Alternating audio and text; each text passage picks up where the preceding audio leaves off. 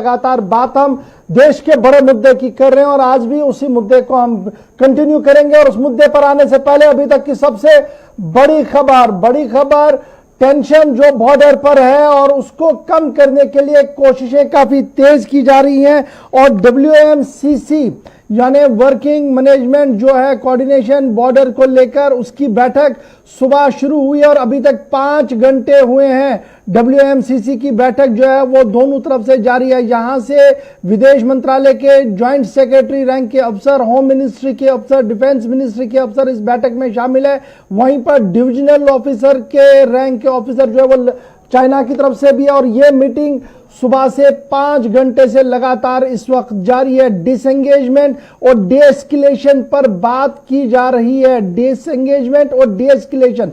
लेकिन जो बड़ी खबर इस बैठक के बीच में से सामने आ रही है वो ये है कि बफर जोन्स बनाने पर भारत ने विरोध किया है और कहा है कि पैंगोंग और दिप्सोंग के अंदर बफर जोन्स नहीं बनेंगे। आपको उसी जगह पर जाना होगा जो आज से 2 महीने पहले की पोजीशन थी। बफर जोन्स पर कोई बात नहीं मानी भारत की तरफ से। बड़ी खबर WMCC से हम आपको बता रहे हैं 24 और 10 यानी 24 जून और 10 जुलाई को भी WMCC की 2 अहम बैठकें हुई थी, जिसके बाद उम्मीद लगाई जा रही थी कि शायद मामला जो है लद्दाख का सुलझेगा बातचीत के जरिए। लेकिन विदेश मंत्रालय की सोर्सेज से जो बड़ी खबर इस वक्त सामने आ रही है वो ये है कि चाइना टाइम गेन पॉलिसी में है और बातचीत से शायद कोई बड़ा हल सामने नहीं निकल सकता है। और इसी तरीके के संकेत इससे पहले गृह मंत्री भी दे चुके हैं, लद्दाख के अंदर भी और दिल्ली के अंदर डिफेंस के जब कमांडोज का कॉन्फ्रेंस थी वहां पर भी इसी तरीके के संकेत जो है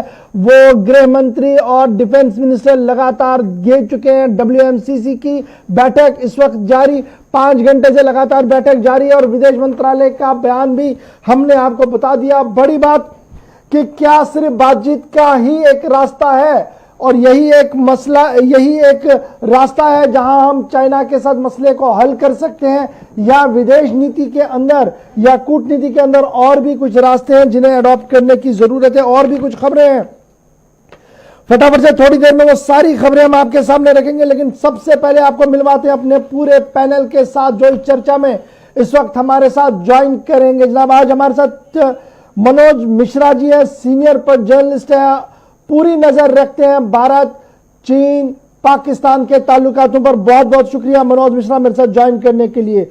डॉक्टर भूषण साहब हमारे साथ है, डिफेंस कमेंटेटर के तौर पर। डॉक्टर साहब बहुत बहुत शुक्रिया, एक वास्ट एक्सपीरियंस आपका है, इंटरनेशनल सिनेरियो को आप समझते हैं, मेरे साथ शो में ज्वाइन करने के लिए बहुत बहुत शुक्रिया। और अनुपम तिवारी साहब एयरफोर्स के फॉर्मर ऑफिसर हैं, डिफेंस को भी ये जानते हैं, आपका भी बहुत बहुत शुक्रिया अनुपम मेरे साथ ज्वाइन करने के लिए। सबसे पहले आपके पास मनोज मिश्रा जी, बड़ी खबर जो हमने बताई कि WMCC की बैठक पिछले 5 घंटे से जारी है और सूत्रों से जो खबर सामने आ रही थी वो ये थी कि डिसएंगेजमेंट और डीएस्केलेशन पर बात तो बहुत ज्यादा जरूरी थी, लेकिन बफर जोन्स नहीं बनाएगी। भारत ने क्लियर किया दिप्सोंग और पैंगोंग के अंदर नो बफर जोन्स। एक तरफ से बातचीत और एक तरफ से विदेश मंत्रालय की जो ब्रीफिंग होती है उस ब्रीफिंग के अंदर यह साफ दिख रहा है कि चाइना के साथ मामले बातचीत से शायद हल नहीं होंगे, इसलिए अलायंस यानी जो हमारे दोस्त हैं उनके साथ मशवरा किया जा रहा है। क्या कुछ ये खबर है, किस तरीके से आप इसको देख रहे हैं? दरअसल WMCC की बैठक लास्ट 30 जून को हुई थी और उस दौरान एक डिसाइड हुआ था कि आने वाले 15 दिन के अंदर हम एजेंसी में जहां भी घुसपैठ या हम घुस आए हैं वहां तो वापस जाएंगे। लेकिन मौजूदा स्थितियां ये है कि जहां से कुछ जगहों से अगर बात कर लें हम फिंगर 4 एरिया के, तो जानने के बजाय वहां फिर ये जाके दोबारा वापस भी आए और बल्कि पूरी तरह से गए भी नहीं थे। दूसरी बात आप देखिए, भारत इसको देखते हुए एक जो बड़ा निर्णय कर इन लोगों ने लिया है कि चाइना की कंपनियां अब किसी भी तरीके के टेंडर या कुछ भी सरकारी खरीद फरोख्त उनके साथ नहीं होगा। लेकिन चाइना अपनी किसी भी बैठक के साथ में, चाहे उच्च स्तरीय हो चाहे वो द्विपक्षीय वार्ता विदेश मंत्रालय के जरिए हो, वो किसी भी चीज को मानने को तैयार नहीं। लगातार उसकी नीति में कहीं न कहीं धोखेबाजी है। और गौर साहब एक बात सबसे बड़ी है कि वो पर्दे के पीछे दूसरा गेम भी कर रहा है। और जो खत्म हो चुका है, जो बातें खत्म हो चुकी हैं, यहाँ स्थितियां अपनी बरकराने पाकिस्तान और बांग्लादेश के 1971 के मूल में कहीं न कहीं एक वैचारिक मतभेद को भुलाने की मदद भी कर रहा है। तो ये कहने का ये मतलब है कि अभी रक्षा मंत्री जी वहां पे गए हुए थे, उसके बाद भी कन्फर्म उनका बयान भी इस तरीके से नहीं आया, या वो भी कहने की स्थिति में नहीं थे कि अभी इंतजार करिए, चीजें बताई जाएंगी। तो चाइना अब तक की जितनी वार्ता रही है उसमें सारी बातों को मानने को तैयार नहीं है, बल्कि वार्ता हमेशा विफल होती रही है। ठीक है, मैं आऊंगा दोबारा आपके पास। डॉक्टर भूषण साहब, आप इंटरनेशनल सिनेरियो को भी समझते हैं, इंटरनेशनल फोरम्स में आपने देखा कि किस तरीके से सिचुएशन बनती है और बनते बनते वो बिगड़ भी जाती है कभी कभार। ये जो चाइना, भारत और अमेरिका, ये तीन कोने जो हैं, ये नई सिचुएशन को आप कैसे देख रहे हैं? और ये जो आज WMCC की बैठक इस वक्त चल रही है, जहां पर हमें बहुत कम उम्मीद है लेकिन फिर भी हम लगातार बातें कर रहे हैं। धन्यवाद कुंवर साहब। मैं कमांडर दीवान, मैंने 71 वॉर लड़ा है और मैं ये जो देखा, जो हो रहा है, बहुत अच्छा बताया मनोज मिश्रा जी ने भी, आपने भी। जिस तरीके से अचानक चीन अंदर आया और उसके जवाब में फौजी कार्रवाई हमने बहुत तकड़ी, बहुत मजबूत और बहुत चुस्त दुरुस्त की, उससे वो पीछे डर। ये मामला यहाँ खत्म नहीं होता है, चालाकी का गेम खेल रहा है। और जहां तक आपने इंटरनेशनल सिनेरियो की बात बताई है, जो अमेरिका आवाजें उठा रहा है, मेरी समझ में ये आता है ये आवाजें ट्रंप को अपनी इलेक्शन के जीतने के हिसाब से बनाई जा रही हैं। मेरी समझ में अमेरिका जो दुनिया से पीछे हटना चाहता है, वो इस चीज में मामले में डायरेक्ट दखलंदाजी नहीं देगा, अच्छी अच्छी बातें जरूर करेगा। उसके एयरक्राफ्ट कैरियर 2 वहां रूजवेल्ट सबसे biggest aircraft carrier of the world South China Sea में घूम रहा है, पर क्या हो रहा है? और उनके माइक पोम्पो डिफेंस सेक्रेटरी, जो हमारे डिफेंस मिनिस्टर के बराबर होते हैं, वो भी बड़ी अच्छी अच्छी बातें कर रहे हैं, पर इस दुनिया में खुद ही पड़ रहा है। तो क्या है, जो जिस तरीके से हम बड़ी चुस्ती तैयारी लगे हुए हैं, रफेल आ रहा है और नेवी अलर्ट पे है, हो रही है, हमें पूरा तैयार रहना पड़ेगा कि आज नहीं तो कल, जब तक ये 2 फ्रंट वॉर हो सकता है, उसमें जब तक हम इसको नहीं दांत खट्टे करेंगे तब तक बात कभी संभलेगी नहीं। हर साल, हर 5 साल, 10 साल होती रहेगी। अनुपम तिवारी सर, डॉक्टर भूषण दीवान साहब बता रहे थे, देखिए हमने जो कुछ सीखा है और जो कुछ देख रहे हैं वो ये साफ है कि चाइना अपनी पॉलिसियों से बाज आएगा नहीं, इसलिए हमने कुछ और भी कदम जो है वो आगे बढ़ाने होंगे। कल जब मैं आपके साथ पिछले दिनों भी इस डिबेट में था तो आप काफी आशावादी थे कि देखिए at the end of the day बातचीत फिर भी होनी है, लेकिन अभी अगर बातचीत से मामले सुलझते हैं तो अच्छी बात, सुलझते हैं तो अच्छी बात है, लेकिन यहां तो सुलझने के बजाय उलझ रहे हैं ये बातें। आज WMCC की बैठक हो रही है, लेकिन विदेश मंत्रालय, फॉरेन ऑफिस जो हमारा है, उन्हें बिल्कुल भी उम्मीद नहीं है, वो तो कहीं और लाइन पर चल रहे हैं, अलायंस ढूंढ रहे हैं, अलायंस के साथ मीटिंग्स का सिलसिला शुरू हो गया है। गौरव जी, देखिए निगोशिएशंस ऐसे ही होते हैं इंटरनेशनल सिनेरियो में। जब 2 देश आपस में बात करते हैं, जरूरी नहीं है कि वो तुरंत ही सारे मुद्दों पे एक राय हो जाए। इसमें एक लंबी प्रोसेस होगी, कई दौर की बातचीत होगी, कई लेवल में बातचीत होगी। बातचीत तो करनी ही पड़ेगी, इसके अलावा दोनों देशों के पास कोई विकल्प नहीं बचता है। देखिए आज की जो कंडीशन है, पूरा ये वर्ल्ड के जो बड़े स्ट्रेटजिस्ट हैं उनका मैं कहीं लेख पढ़ रहा था, उन्होंने लिखा हुआ है कि आज जो सिचुएशन कोरोना के टाइम पे हुई है, इसमें ये दोनों बड़ी कंट्रीज भारत और चाइना अभी इस मौके पर वार को अफोर्ड नहीं करना चाहती है। दोनों वार नहीं चाहते हैं, लेकिन हाँ, जब वार नहीं चाहते हैं तो फिर ऐसा क्यों कर रहे हैं, सवाल ये उठता है। ऐसा करने के पीछे सिर्फ एक कारण है कि कहीं ना कहीं चाइना अपनी दादागिरी इस इलाके में दिखाना चाहता था। अब वो दादागिरी कितना सफल हुई है ये तो अभी आने वाला भविष्य बताएगा। आज के हिसाब से तो नहीं लग रहा है कि वो सफल हुआ है, और बल्कि मुझे तो ये लगता है कि चाइना कहीं ना कहीं अब फेस सेविंग के लिए कुछ तरीके ढूंढ रहा है। चलिए चाइना की बात छोड़ देते हैं, हम हिंदुस्तान की बात करते हैं। हिंदुस्तान का आज जो कोर कमेटी ऑन चाइना जो स्टडी कर रही है, जिसके बारे में आप बता रहे हैं, वो ऐसा नहीं कह सकते कि वो आशा नहीं है उनको। इनफैक्ट मुझे ये लगता है कि वो सारे विकल्पों पर विचार कर रहे हैं और चाइना को कैसे ट्रीट करना है, ये सिर्फ आज कल या एक महीने की बात नहीं है। ये कमेटियां WMCC की जो बैठक हो रही है, मुझे लग रहा है कि आज के करंट सिनेरियो के हिसाब से ये आने वाले फ्यूचर को भी प्लान कर रहे हैं। भविष्य कैसा होगा, चाइना के साथ हमें कैसे लड़ाइयां लड़नी है। लड़ाइयां सिर्फ जंग के मैदान पर ही नहीं लड़नी है, बल्कि हमें इकोनॉमिक मोर्चे पर भी लड़नी है, हमें इंफॉर्मेशन के मोर्चे पर लड़नी है, और इसके साथ ही साथ हमें सैटेलाइट और इन सब चीजों के बारे में भी ध्यान देना पड़ेगा। राइट। तो मुझे लगता है इन सब चीजों पर बात हो रही है। मैं दोबारा आऊंगा आपके पास, लेकिन मनोज मिश्रा जी, जिस तरह से डॉक्टर साहब ने एक खूबसूरत बात कही कि जो माइक पोम्पियो साहब हम पिछले 2 हफ्तों से देख रहे हैं, काफी एग्रेशन के साथ बोल रहे हैं, और पॉइंट ऑफ डिस्कस जो है वो चाइना है, चाइना की स्ट्रेटजी है, चाइना की पॉलिसी है, चाइना की इकोनॉमिक्स है, और फिर वर्ल्ड सिनेरियो जिस तरीके से खतरे में पड़ रहा है, ट्रेड खत्म हो रहा है और सारा चाइना के पास जा रहा है। ये दरअसल एक इलेक्शन स्टंट है, और वहां पर जो बुनियादी इश्यूज है अमेरिका के अंदर, वहां से ध्यान हटे और यहां की ओर जाए। ये तो सिर्फ वहां तक ही है, बाकी अगर आगे जाना हो तो वो हाथ खड़े कर देंगे। क्या आज के दिन में हमें फिर से जो अलायंस बनाने की बातें हो रही है, जो 2 पोल्स, एक लिबरल पोल और एक डेमोक्रेटिक पोल बनाने की बातें हो रही है, उसमें हमें बड़ा फूक फूक कर फिर चलना पड़ेगा आगे?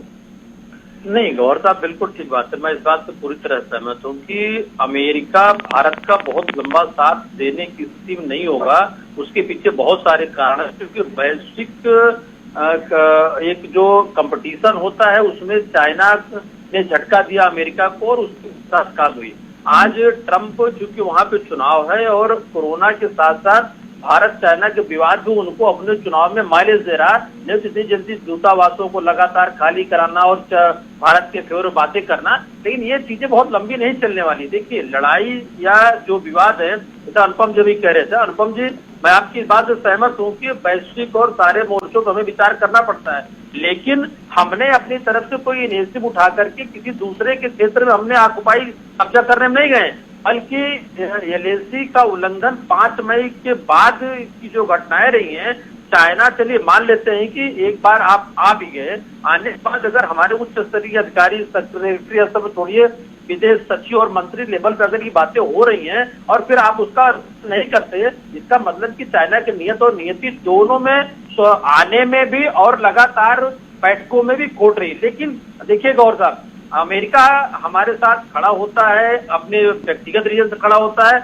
लेकिन जहां तक आसियान देशों की बात कर लें, बाकी चीजों की बात कर लें, बहुत फेवरेबल स्थितियां भारत के साथ विगत दिनों में रही है, और शायद यही कारण है कि चाइना बीच का रास्ता अपना रहा है, न पूरी तरह बाहर जा रहा, न पूरी तरह अंदर आ रहा, और एक लिबरल चीजों को ले चल रहा, लेकिन वो इस फायदा को उठाना चाहता है कि भारत को, देखिए मैं फिर जाना चाहूंगा, 370 के बाद जो स्थितियां बनी हैं, हम पाकिस्तान को अटैक किए, लेकिन उसका कहीं न कहीं बड़ा खामियाजा, बड़ा चाइना को लगा था। तो लद्दाख के टेरिटरी में उसको घुस के आना, वहां कब्जा जमाना, सैनिकों के साथ मारपीट करना और ये सब हरकतें करना, ये चाइना की पॉलिसी है, और वो पॉलिसी अपने नजदीक के जहां से जिसकी बाउंड्री होती है, आपको घटना याद होनी चाहिए। जी बिल्कुल, उनकी ये पॉलिसी है, विस्तारवादी नीति उनकी पॉलिसी है, और यहाँ पर भी वही है। लेकिन डॉक्टर धवन साहब, जो आपसे मैं जानना चाहूंगा और हमारे दर्शक भी जानना चाहेंगे, वो ये है कि पिछले 50 साल का टेन्योर जब हम देखें USA वर्सेस रशिया, कभी भी इस तरीके की सिचुएशन नहीं बनी है जहां पर सिचुएशन इतना ज्यादा क्रिटिक हो या कॉम्प्लिकेटेड हो या फिर जंग जैसी बातें हो रही हो। मुझे जब हम व्हाइट पेपर्स को देखते हैं जो चाइना में भी छपे हैं, US में भी छपे हैं, तो निक्सन के टाइम से दोस्ती बड़ी, एम्बेसीज खुली, अब आज एक एम्बेसियां बंद होने की बातें हो रही है। हमने पहले देखा कि ह्यूस्टन में एक दूतावास बंद हुआ, आज हमने देखा US ने टेक्सास के अंदर कॉन्सुलेट को बंद करने की बात कही है। चाइना की तरफ से भी अब टिट फॉर टैट हो रहा है, उन्होंने भी शुरू कर दिया। चिंगडोई में उन्होंने अपनी एम्बेसी, उनको कहा कि आप वाइंड अप कीजिए, और वही 72 घंटे का टाइम दिया है। तो ये जो नया ट्रेंड हो रहा है, ये जियोपॉलिटिक्स के लिए कितना खतरनाक है, या ये सिर्फ इलेक्शन तक ही चलेगा, उसके बाद ये फिजल आउट हो जाएगा और दोनों देश जो इस वक्त आमने सामने है ये ईज आउट हो जाएंगे? धन्यवाद गौर साहब। मैं इस एक बात पे मनोज मिश्रा जी से भी, अनुपम तिवारी जी से भी सहमत हूं। देखिए, जंग कोई नहीं चाहता है, जंग हम भी नहीं चाहते, पर ये कलयुग है। अगर आपके हाथ में मोटा डंडा नहीं है तो आपकी बात भी कोई सुनता नहीं है, ठीक है। जिसे अंग्रेजी में कहावत होती है, iron hand in A velvet glove. क्या मतलब? हाथ तो आपका फौलादी हो, उस पर बेशक आपने मखमल के दस्ताने पहने हो। ये दुनिया का असूर है, ये आज से नहीं, हजारों साल से है। तो आप, जैसे मिश्रा जी ने कहा, हम तो चाइना की टेरिटरी में घुसे नहीं है, वो तो खग आदमी है, हम घुसे नहीं है, तभी तकलीफ हो रही है।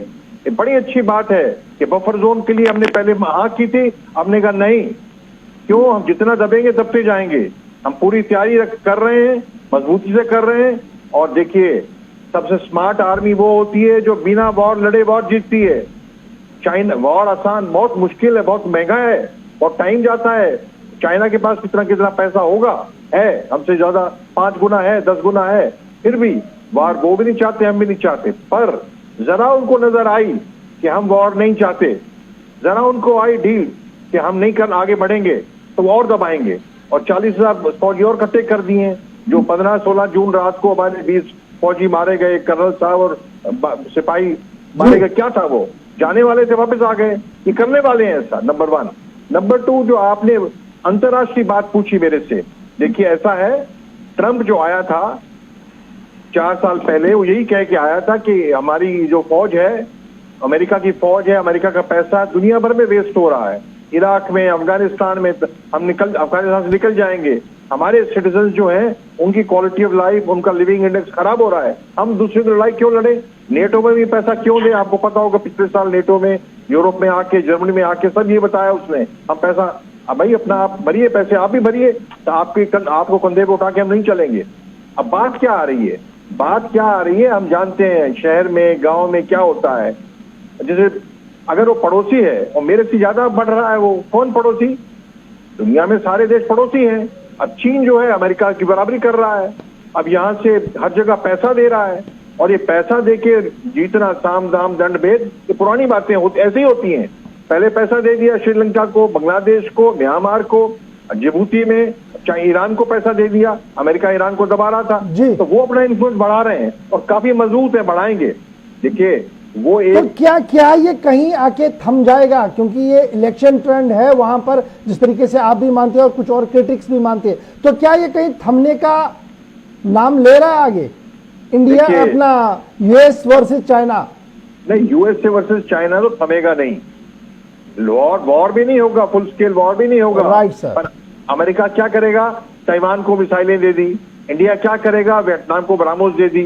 खुद कोई लड़ना नहीं चाहता है, ये होगा नहीं। वॉर इज डिस्ट्रक्टिव, ठीक है, वो होगा। पर ये कि अभी आप देखिए, नवंबर में इलेक्शन है, अभी 4 दिन पहले लगा, जो बिडेन ने निकाला है, एक जो कैंडिडेट डेमोक्रेट निकाला है, क्या निकाला है उसने? उसके बाद उसका पोजीशन भी ट्रम्प का उसका, राइट सर। मैं आऊंगा दोबारा डॉक्टर साहब आपके पास, लेकिन अनुपम मिश्रा जी फटाफट इस बात को कह दीजिएगा, पिछले 2 मीटिंग जब हमने की, चाहे वो लेफ्टिनेंट जनरल रैंक की हो या WMC की मीटिंग हो, तो उसमें हमने बफर जोन पर कहा कि हाँ चलिए let us go together, buffer zone बना दिए जहां जहां पर भी बनाने थे। आज बफर जोन पे हम कह रहे हैं कि नहीं। क्या वाकई तौर पर पैंगोन इतना स्ट्रेटेजिकली इंपॉर्टेंट है, या अब हमें यह समझ आया कि हमारे बफर जोन बनाने से हमारे हित को नुकसान है, फायदा तो चीन को मिल रहा है? नहीं, मैं इसको एक प्रोग्रेसिव अप्रोच मानता हूं। पहले हमने उनको एक कैरेट दिखाई और अब हम उनको स्टिक दिखा रहे हैं। ये इंडिया बहुत सही अप्रोच अपना रहा है, मैं मानता हूं। जो पुरानी कॉन्फ्रेंसेस में जो बातें हुई थी, हमने बफर जोन के लिए उनसे कहा था, वो पहला स्टेप था बातचीत की तरफ, और उससे हम ये अंदाजा लगा सकते थे कि अब चाइना इनका इस चीज का रिस्पॉन्स कैसे देगा। हमने रिस्पॉन्स में क्या देखा कि फिंगर 4 से हटे तो वो, लेकिन फिंगर 5 पे जाके जमा हो गए। फिंगर 8 तक वो जाने का नाम नहीं ले रहे। गलवान वैली से वो वापस तो गए, लेकिन फिर 30-35 सैनिक उनके वहां पे दिखने लगे। डेप्सांग को वो खाली नहीं करना चाह रहे हैं। तो अब हमने कह दिया है कि फिर हम बफर जोन वाली बात से हम विड्रॉ कर रहे हैं। अब हमको वो पूरा इलाका खाली चाहिए, सिर्फ सेम उसी पोजीशन में चाहिए जैसे कि मई के शुरुआत में था। अब देखिए इसका रीजन क्या है।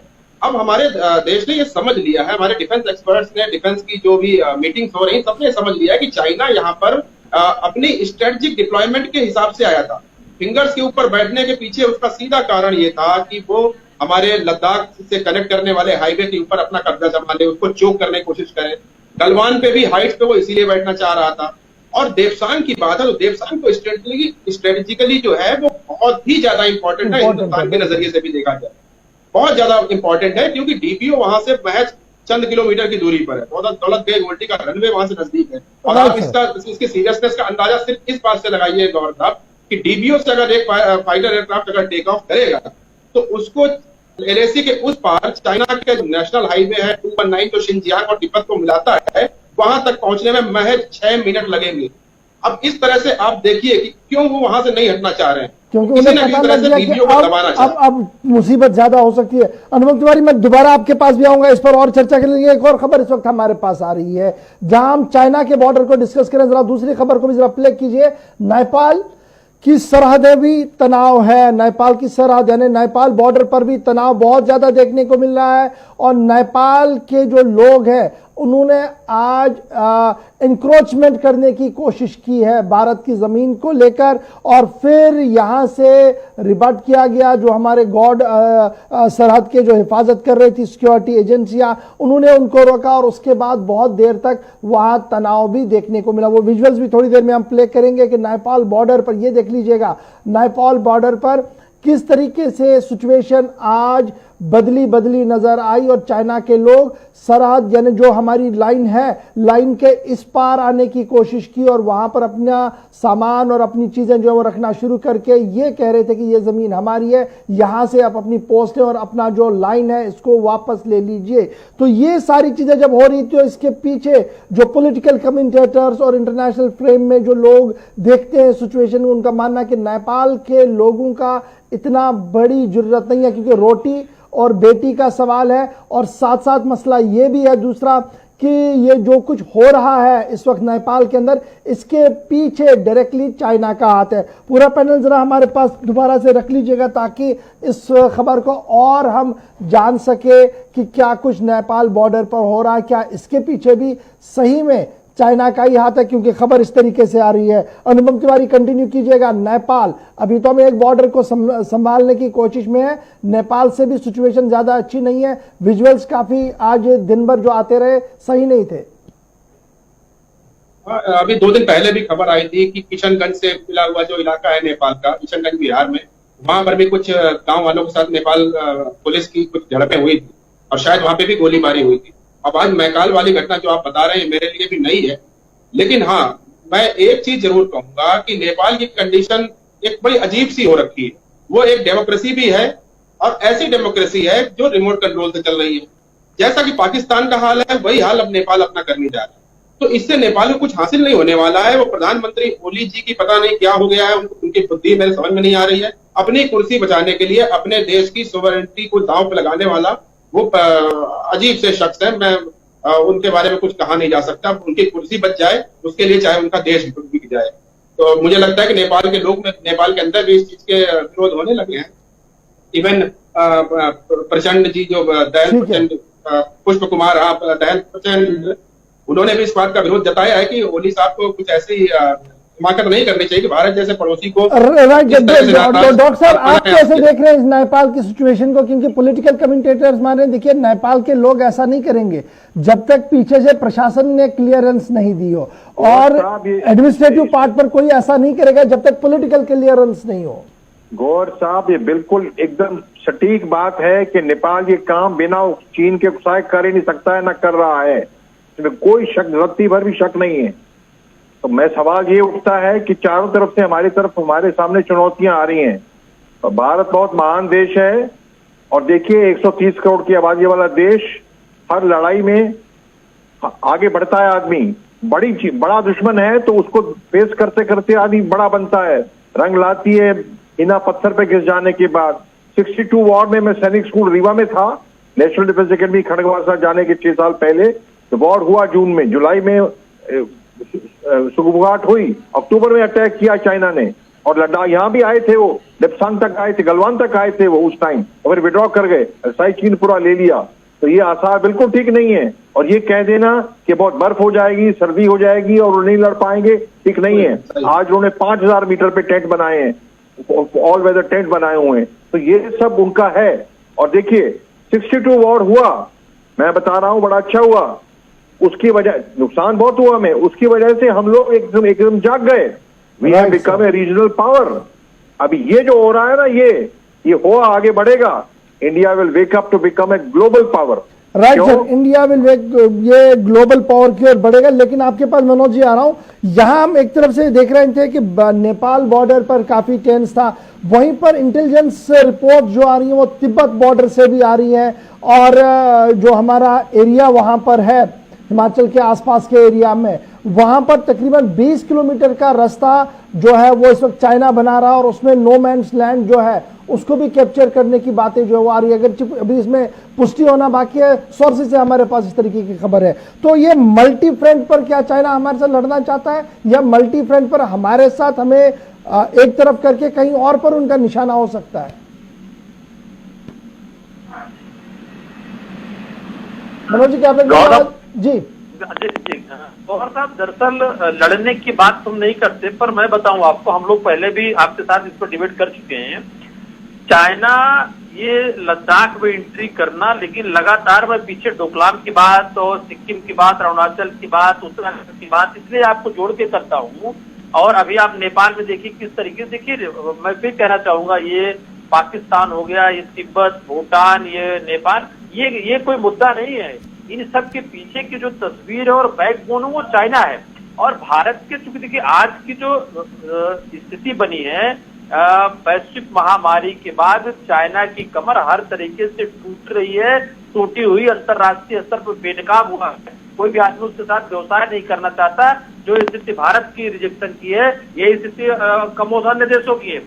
उस दूसरी तरफ क्या है कि अमेरिका का चुनाव है, लेकिन भारत बढ़ती हुई, मैं फिर कहना चाहूंगा 2014 के बाद बदली हुई परिस्थिति के, जिस तरीके से हम विदेश मामलों में, अन्य तकनीकी मामलों में, यूएन की मेंबरशिप के मामले में लगातार कहीं न कहीं हम चाइना को हिट करते रहे, इससे चाइना हमको हिट करने के लिए वो हर हथकंडे अपना रहा है और बड़े कूटनीतिक तरीके से। राइट सर, आपने चाइना की बात की, तो इस वक्त चाइना से एक और खबर जो आ रही है वो हम अपने दर्शकों को दिखाएंगे। स्टैंड बाय आप रहिए, हमारे साथ इस वक्त अब्दुल नबी भी ज्वाइन कर चुके हैं। अब्दुल, फटाफट से जरा अपडेट कीजिएगा, क्या कुछ अपडेट आपके पास वुहान से है इस वक्त, जो सबके लिए खतरनाक अलार्मिंग खबर हो सकती है? अब्दुल जी, इस वक्त की बड़ी खबर यह है कि जो वुहान का आप जिक्र कर रहे हैं, चाइना एक बार फिर से कोरोना वायरस के बाद अब बायोलॉजिकल वेपन जो है वो तैयार कर रहा है, ऐसी खबर मिल रही है। और ये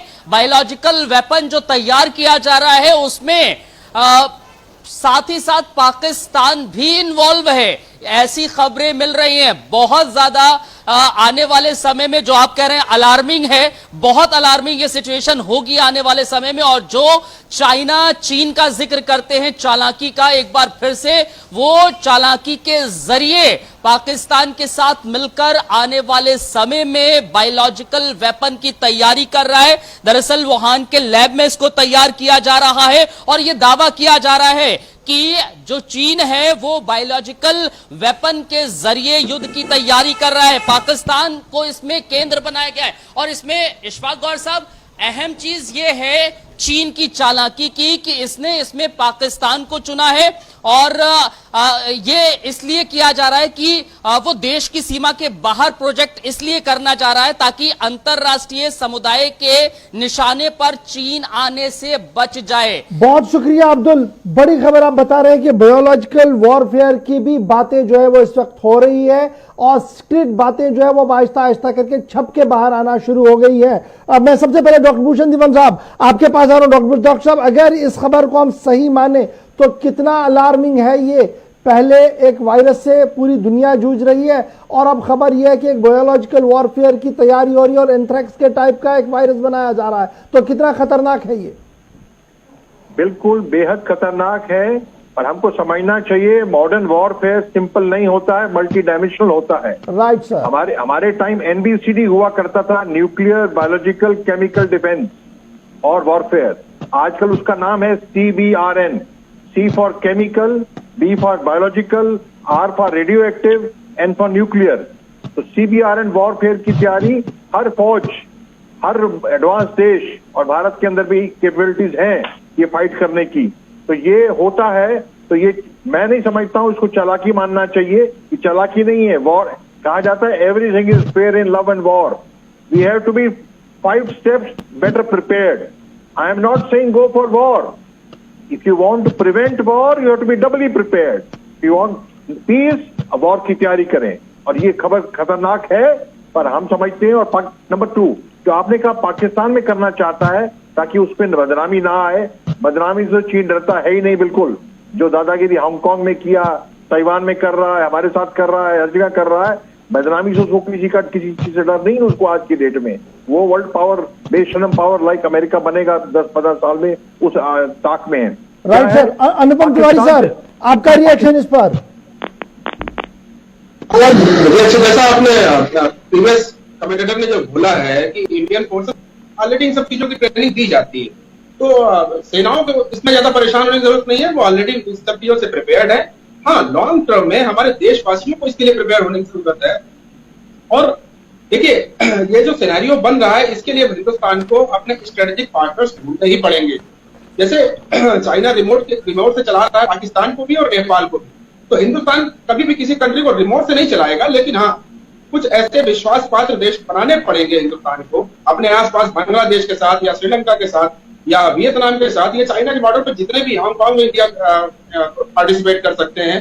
तो इस तरह के कुछ अपने फ्यूचर के प्लान के हिसाब से कुछ कंट्रीज के साथ दोस्ताना संबंध मजबूत बनाने पड़ेंगे, जिससे कि चाइना को कष्ट देना शुरू करें.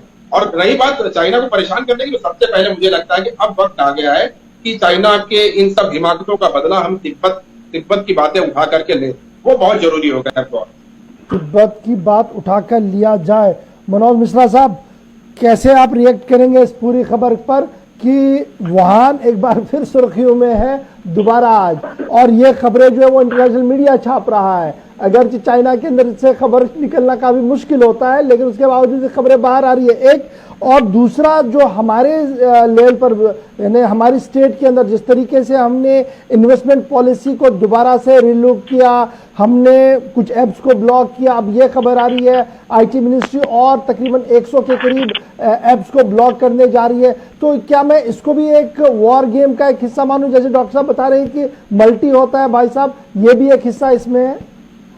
नहीं, बिल्कुल खारगोन साहब, जिस तरीके से डॉक्टर दीवान साहब और तिवारी जी कह रहे थे, मैं इनके दोनों बातों से सहमत हूं. क्योंकि सीबीआरएन के अटैक की अगर तैयारी भले हो पाकिस्तान के सामने, लेकिन बिल्कुल ठीक बात है कि चाइना कभी 1-to-1 करने में कुछ सोचता नहीं है. वो इंटरनेशनल चीजों पर जो हस्तक्षेप करना होता है वो करता है, आपके टेरिटरी में घुसना होता है घुसता है, घुस करके दादागिरी करता रहा है. ये उसका इतिहास है और वही उसका आज है, और उसमें सफल रहा. हांगकांग की बात कर ले, वियतनाम की बात कर ले, या हम देखिए भूटान तिब्बत की बात कर ले, या अभी उसने उंगली में नचाना पाकिस्तान तो पहले से नाच रहा था, क्योंकि वो हमारे साथ उसका किस तरह का संबंध है. लेकिन विदेश नीति में इस बात का कहीं न कहीं ध्यान देना पड़ेगा कि नेपाल जो भारत के बच्चे के तरीके से था, हम उसकी, अब देखिए अभी भी 19 जिले बिहार के सिर्फ नेपाल के बाढ़ के पानी से प्रभावित हैं. और हम जब उसके यहाँ भूस्खलन हुआ था तो हमने बहुत तरीके से मदद की थी.